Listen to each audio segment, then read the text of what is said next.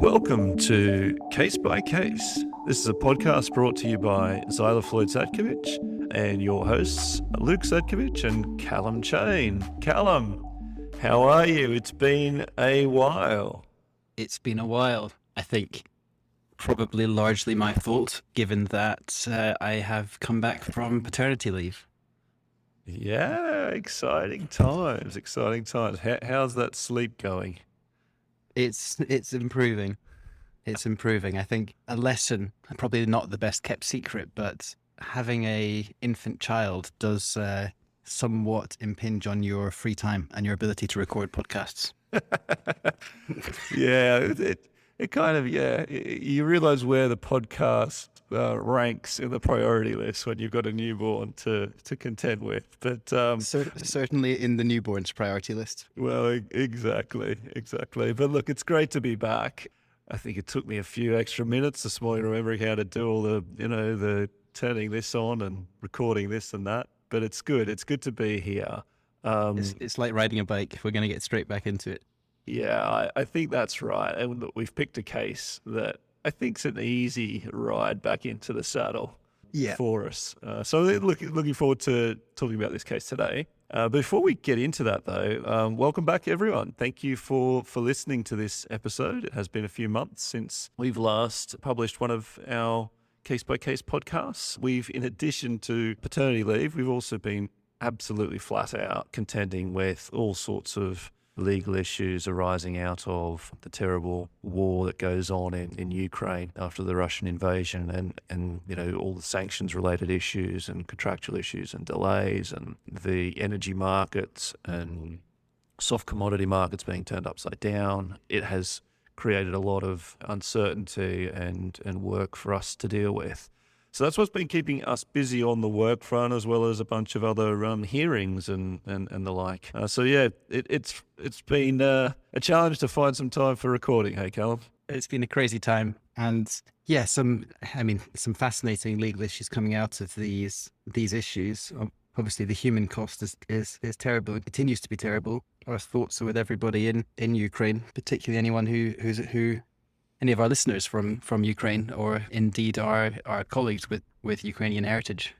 Yeah, it really has been devastating on all sorts of fronts. And as a firm, we've been trying to do what we can to support our colleagues and contacts and friends over in Ukraine, and we'll continue to do so. So yeah, let's get into this case. Oh, and before I do, I should also mention, if any of you have come across cases or heard of cases over the last few months that you'd like us to delve into, we'd be happy to do so. Always open to special requests, and we'll make sure we get to them in upcoming episodes. We're going to work our way through the backlog. We've identified a few fun ones to get into, and today's case is a shipping case. This is a summary of a London arbitration. Its reference number is 1622, so it's a London LMAA decision from this year, and we're talking about off-hire. Off-hire, cancellation, termination, and breach as well. It's the full gamut of what a charter is entitled to if things go wrong.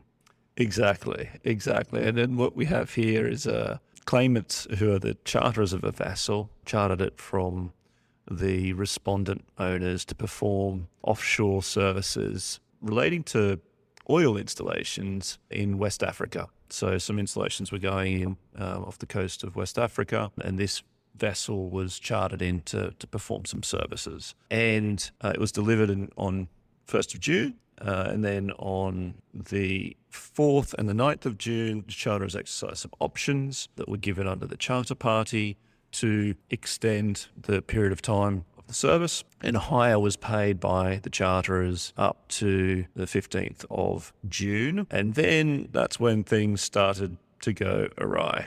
Yes, and quite badly awry, in that there was a couple of electrical blackouts which occurred on the 9th of June. And it's always the case, and we've been involved in cases where this has happened. An electrical blackout on the ship is obviously extremely serious. It basically puts the ship out of operation until it's rectified. And what we see here is repeated electrical blackouts, which suggests that there's an underlying issue that needs to be addressed. Yeah, it's not a topic that we can get into in too much detail publicly, Calum, but we know all about these from another matter we've dealt with, don't we? Exactly. Yeah, and so the vessel had an electrical problem. It then went to port, we're calling it Port A, and was unable to perform the service that was required of her by the charterers, and there was obviously a debate about that in this matter. There was a standoff as to whether the vessel was still under charter or whether she had been redelivered, and there was an argument about whether the vessel was actually off hire or not during this period. It ran through until on the 14th of June, there was a spare part that was delivered to the vessel, and then on the 17th of June, the charterers informed the owners that the charter party had been cancelled as a result of the breakdown on the 10th of June, so 7 days earlier. And the charterers denied responsibility to redeliver the vessel as the charter had been cancelled, but they maintained that it was owners' responsibility to deliver the cargo, which was still on board the ship. And they also had some security guards that were on board the vessel as well. There was a question about whether those costs were claimable. Eventually, the vessel went on to Port A and discharged the cargo, and the vessel was redelivered on the 19th of June. So the tribunal had to work through what periods were, if any, was the vessel off hire, and how did this charter party come to an end? Was it cancelled properly? Was the vessel simply redelivered, and who's liable for what costs in that whole process? Yeah, exactly. So the charters have essentially said, kind of midway through the charter period, we are now cancelling, and because we're cancelling, we don't have to redeliver the ship anymore. But you, owner, have to keep up with the schedule, and you have to discharge the cargo that we put on board, because that's your continuing obligation as the person who's looking after the cargo now. Yeah. So what are the legal issues we've got here that we're dealing with? So the first is off hire, and the issue with the off hire was that the charterers had provided something called a look ahead planner, which basically said that the vessel was to backload some cargo, so it was going to discharge and then backload at between a period of 11 to 13 June at Port A, and there were then issues with performing those instructions. But at a later period, on the 13th of June, the charterers stated that the vessel was and still is free to sail any time to Port A. So the issue was, is any of this off hire at all? Owners were saying, well, just because you've given us this look ahead planner, it doesn't mean you've actually given us formal instructions to do any of this stuff. And the tribunal says effectively that there were instructions, and they looked at clause 13 of the charter, which was the off hire clause, which said that the off hire would run where, quote, the vessel was prevented from working. And in what I think is a sensible decision, which is very similar to a number of off hire decisions, probably most notably the Athena decision, the tribunal said that the vessel would be prevented from working if it was prevented from doing what the charterers wanted the vessel to do at that particular time. So it wasn't enough for owners to say, well, the vessel could have done other things that might have been helpful to charterers, because charterers wanted the vessel to do something different, and that thing could not be done. Yeah, it's that old test of what's the next service required to be performed, and that turns on what instructions the charterers have given. What are the charterers' orders? And the tribunal here said that on the facts, the vessel went off hire on the 10th of June at 14:48, and after that time, she was not complying with charterers' orders, and those orders from the start, as you say, set out in the look ahead planner, had not substantially changed, and the vessel was unable to perform those orders, and thus was off hire. Yeah, exactly. And it seemed as though that the electrical blackouts gave rise to a safety issue. So the vessel wasn't able to deliver some water and gas oil to another vessel, and that was what charterers wanted it to do. So it could steam between the ports, but it couldn't do the services that charterers wanted it to do. So therefore, that was off hire, which I think is a sensible, probably the only answer to that off hire question. The bit that I was more interested in, and this is because it touches on law that both of us know well, it was this question of whether, firstly, the electrical blackouts constituted a breach of the charter, breach of the vessel's condition on delivery, and secondly, whether that breach was sufficiently serious to amount to a repudiation of the charter party. We don't, as ever with these arbitration summaries, we don't get a very detailed look into the thinking, but I guess we can kind of imagine how those arguments went. The first point to note is that the tribunal thought that this was a breach, but it was not a repudiation. I think, and they say here that in the summary at least, that the electrical breakdowns on 9 and 10 June gave rise to the inference that the vessel was not at delivery in a thoroughly efficient state. And that's really, the key point here as to whether there was a breach of the charter party on delivery. The question as to whether that's repudiatory or not, which, as you say, it's something that we have delved into quite deeply in a number of cases, is whether that breach is repudiatory in nature. And that goes to the extent, that goes to what is done to remedy the breach, how long was it a problem, how significant is it, how long will it take to repair. All of these types of factors go into the question of repudiatory. And also it comes into particularly why the electrical breakdowns happened in the first place. If they stem from systemic failures to maintain the ship over a long period of time, and it's failed class at different, or port state control at different points in the lead up to the charter, and work just wasn't done that should have been done, then these are all factors that play into the question of repudiation. If it was just a one-off and the vessel had to have some, spare part applied and it was fine and was otherwise in good condition, and the rest of it, then, as it seems was the case here, not enough for a repudiatory breach. Exactly, and this is not an easy standard for a charterer to meet. It's very difficult under a charter party to allege that there is a breach of a maintenance provision or a breach of a condition description on delivery is sufficiently serious to entitle a charterer to terminate, because it's not seen as being something that goes to the heart of the agreement unless there are really compelling circumstances. And the case that kind of jumps out to me as being an interesting one in that respect is the Aegean Dolphin, which is a cruise liner. And they said they took a slightly different approach to the way that this kind of question would be determined, say, in the bulk trade. And they said that because it was so critical to the charterer's schedule and the people, the tourists they were picking up wanted to go from port to port to port to port, the fact that the vessel was unable to meet the speeds that it said it was going to do on delivery, that breach of its condition on delivery, and the fact that could not be remedied by the owners,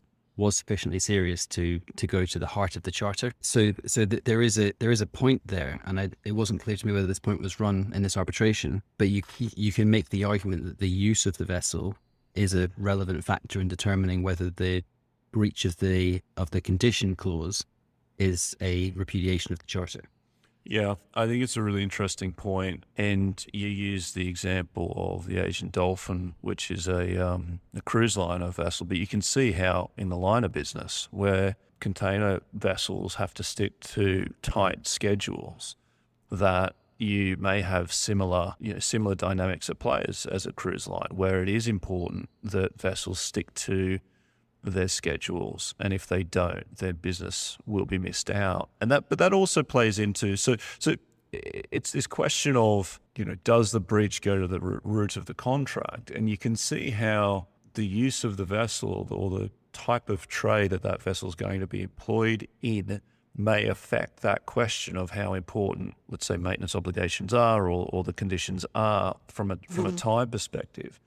It also, though, raises the point about what does the charter party actually say, and we're delving, we're moving a little bit off this particular case here. But if you are in the business, let's say the liner trade or the cruise line trade or some other type of shipping trade where time is critical to you, there are schedules to keep in place, you are able to expressly write into your charter parties an elevated obligation on maintenance or an elevated obligation on to keep the vessel in a thoroughly efficient state.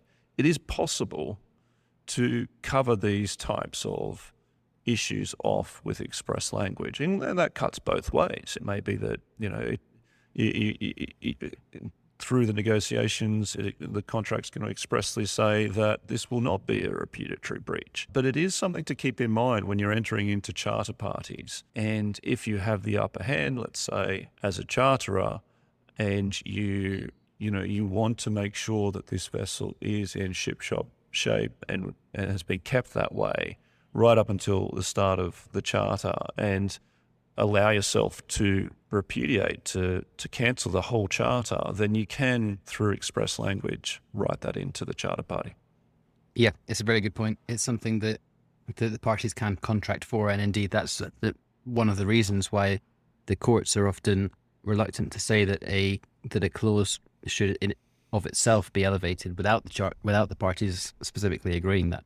Yeah, the court may form the view that, well, you should be, if this was so important to you, then it should be clear from the contractual terms that this was that important, and it was understood by both parties as being that important. Yeah, and what was interesting here is that the contract did have a cancellation clause. There was a process by which the parties could terminate, or the charterer could terminate in the event of a delayed off-hire event. So just to read the clause out to you, it's clause 31B. It's an early termination clause. And this clause provided that if either party becomes informed of the occurrence of any breakdown, that party shall so notify the other party promptly in writing, and in any case within 3 days after such information is received. If the occurrence has not ceased within 3 days after such notification has been given, this charter party may be terminated actually by either party without prejudice to any other rights which either party may have. And it turns out in this case that a notice was not effectively given under this clause. So this question of whether the charters had terminated by virtue of this clause simply didn't arise because they did not serve an adequate notice. And for me, the takeaway there was, well, if you do want to exercise a termination right, if you are looking to cancel a contract, always be looking at what the actual contract provides. How often do we see this, Calum, where notice periods have not been followed, or cancellation regimes have not been followed, and they've pulled out, and after the event we're trying to scrabble around and see whether certain messages could serve as notices, when had the issue been elevated, and I'm not saying it wasn't here, but had it been elevated to lawyers to look closely at it and say, okay, well, this is where this is headed. Let's make sure that we trigger the notice periods. It's the same kind of thing with the anti-tax, right? We Exactly. see it time and time again. You have to be so careful to make sure that these are done in a way that makes you just dot every I and cross every T. And it's hard to say what went on here because we don't have details of the notices, but clearly the tribunal did not feel as though this cancellation or this termination was done in accordance with one of those notices. It may have been as simple as the fact they simply didn't rely on the notice when they were terminating, and they didn't refer to the notice didn't rely on that contractual provision when they were terminating, and didn't rely on that contractual provision. But whenever you're pulling the plug on a charter like this, it's a point to be very careful of, because I can't really see on the facts why they would not have been entitled to terminate under that notice, save for the fact that the vessel hadn't actually broken down for that amount of time, because there were these electrical blackouts. So the vessel would have broken down for a number of minutes each time there was an electrical blackout, and then it would be rebooted, and then later on there was another electrical blackout. But I suspect that the reason is that there was not 3 days of the vessel being in a broken down state. There was just a long period where there was something wrong with the vessel. It was able to work. It needed attention, but that didn't qualify as a breakdown. I suspect is where they fell foul of that termination right. Yeah. Yep. You could be right.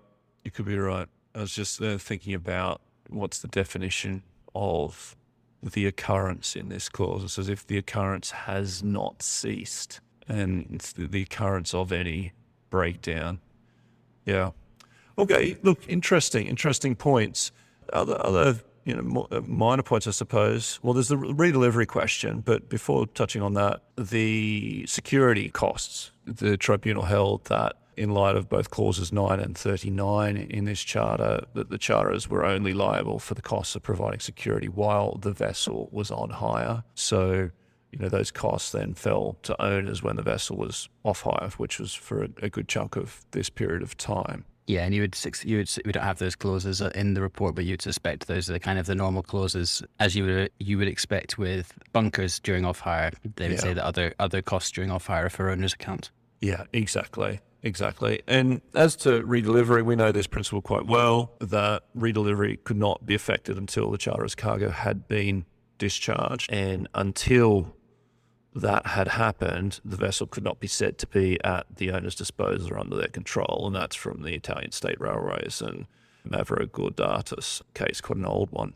Okay, yeah, so what was interesting is that a final decision wasn't given, and it's always interesting to touch on this because arbitrations have the ability, and maybe, I don't know whether this was a preliminary issue or not, or a final hearing, but arbitrations do have that ability to have some flexibility in the way that a decision is arrived at. And at the end here, directions were given.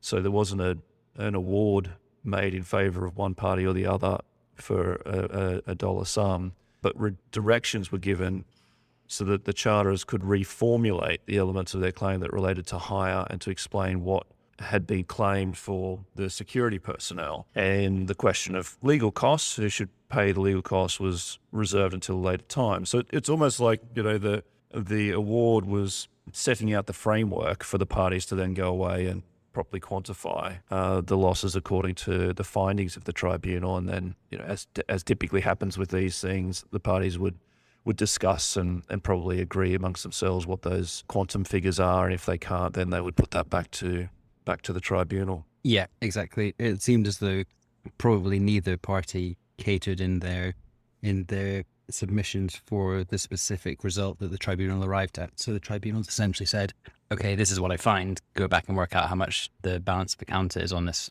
basis. Yep. Okay, cool. All right. Well, look, we're back into it, Calum. We've got through our first one take, like we always do. Those who've listened to us for a while, we just read these cases separately. In this case, it's a summary of an arbitration decision, but we read the cases separately, have a few thoughts, and jump on and talk about it with no real preparation. So yeah, it's good to know that we haven't forgotten how to do it. It's good to have another one back on the boards, and looking forward to the next one already. Yeah, we'll have to find a meaty one. All right, sir. Always a pleasure. Until next time, thank you all for listening. We hope you enjoyed today's episode, and we'll be back soon. Perfect. Thanks, Luke. Thanks, everybody.